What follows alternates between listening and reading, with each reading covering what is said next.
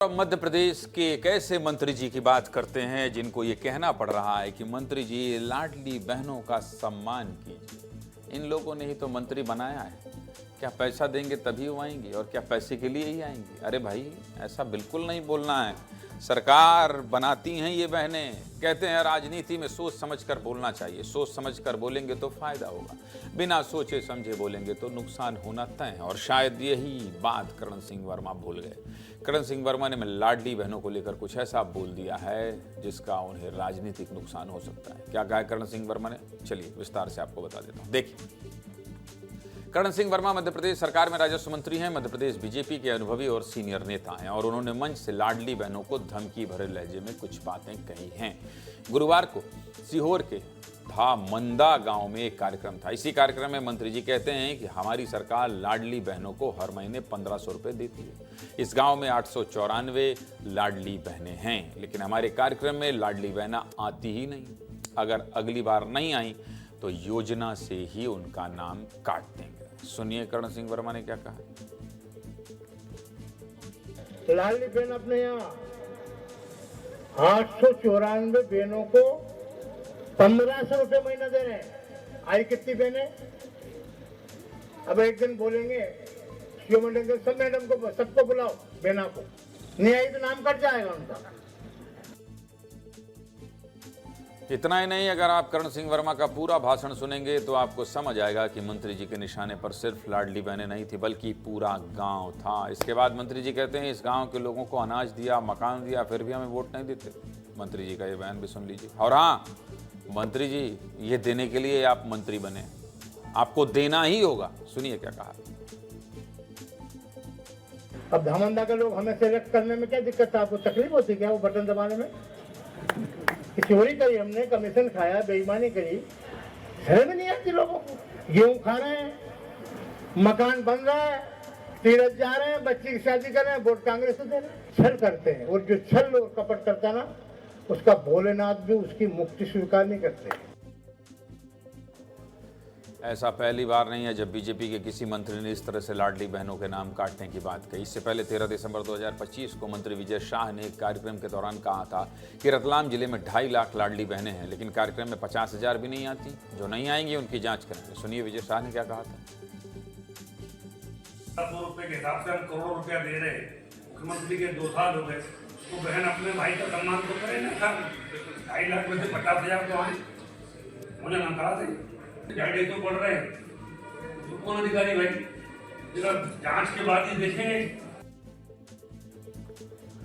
सरकार के 2 मंत्री कह रहे हैं कि लाडली बहनाओं के नाम काट देंगे। अब मंत्री इस तरह की बात करेंगे तो कांग्रेस तो बैठी ही है। आप कहिए, जीतू पटवारी तैनात है। कांग्रेस के प्रदेश अध्यक्ष जीतू पटवारी ने सोशल मीडिया पर करण सिंह वर्मा का वीडियो पोस्ट किया और कहा कि सत्ता के घमंड में चूर बीजेपी के मंत्रियों को लगता है कि ये पैसा उनकी जेब से दिया जा रहा है। ये पैसा लाडली बहनाओं का हक है। भाई साहब, सुनिए कांग्रेस और बीजेपी के नेता क्या कह रहे हैं। मध्य प्रदेश के मंत्री करण सिंह वर्मा जिस दम और घमंड के साथ कह रहे हैं कि लाडली बहनाएं अगर कार्यक्रमों में ना आए तो इनके नाम काट दो, ये साफ साफ बताता है कि ये सरकार जिस तरीके की तानाशाही कर रही है वो जनता देख रही है। अरे मंत्री जी, ये पैसा आप अपने घर से लेके नहीं आए हैं, ये पैसा इनका अधिकार है, लाडली बहनों का अधिकार है, ये जनता का पैसा है। सहयोगी मंत्री करण सिंह वर्मा, उन्होंने कार्यक्रम में कहा कि अगर लाडली बहना कार्यक्रम में नहीं आती है तो नाम काट दिया जाए। मैंने सुना नहीं ऐसा। जब तक हम सुनेंगे नहीं तब तक उस पर कोई टिप्पणी ना करेंगे। वर्मा के बयान को किस तरह से देखते हैं? लाडली बहना योजना को लेकर उन्होंने कहा अगर 1500 मिल रहे हैं तो मंच पर आना वहाँ आना किसी दूसरे व्यक्ति के कमेंट पे मैं कोई कमेंट नहीं करूँगा। मध्य प्रदेश सरकार के मंत्री हैं, राजस्व मंत्री, मैं कोई कमेंट नहीं करूँगा। विजय शाह के मामले में कोई किसी, मैं अपनी बात कर सकता हूँ, अपने विभाग की बात कर सकता हूँ। एक तरफ बीजेपी के 2 मंत्री लाडली बहनाओं के नाम काटने की बात कर रहे हैं तो उधर मुख्यमंत्री डॉक्टर मोहन यादव विधानसभा में पहले ही साफ कर चुके हैं, लाडली बहनाओं का पैसा कभी नहीं रुकेगा, बल्कि हर एक लाडली बहना को 2028 तक 5,000 रुपए दिए जाएंगे। मुख्यमंत्री का बयान भी विधानसभा में जो उन्होंने कहा था सुना देता हूं, सुनिए। रोज राम राम की तरह जप रहे थे, ये बंद हो रही है, ये बंद हो रही है, बंद हो रही है, और हम बढ़ाते जा रहे हैं, हम बढ़ाते जा रहे हैं। हमने 1250 करे, अब 1500 करे, और अभी आप फिर अटक गए 3000 के लिए। अरे हमने 28 तक 3000 नहीं, हम तो 5000 रुपए प्रति बहन को देने के लिए तैयार है।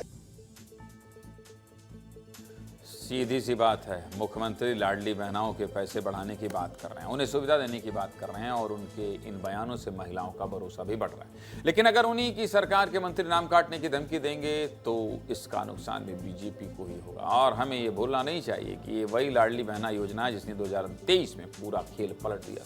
कुछ आंकड़े आपको दिखा देता हूं, आप खुद समझ जाएंगे। देखिए, 2023 के विधानसभा चुनाव में 230 में से बीजेपी ने 163 सीटें जीती थी, जबकि कांग्रेस को सिर्फ 66 सीटें मिली थी। खास बात जानते हैं क्या?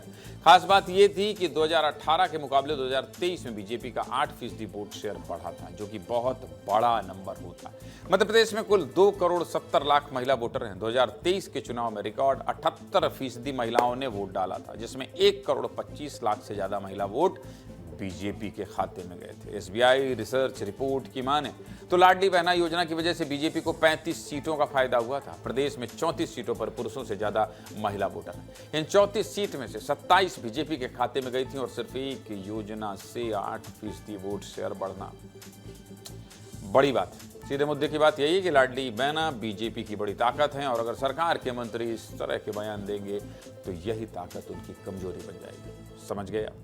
इसलिए मंत्री जी थोड़ा सोच समझकर बोलना चाहिए।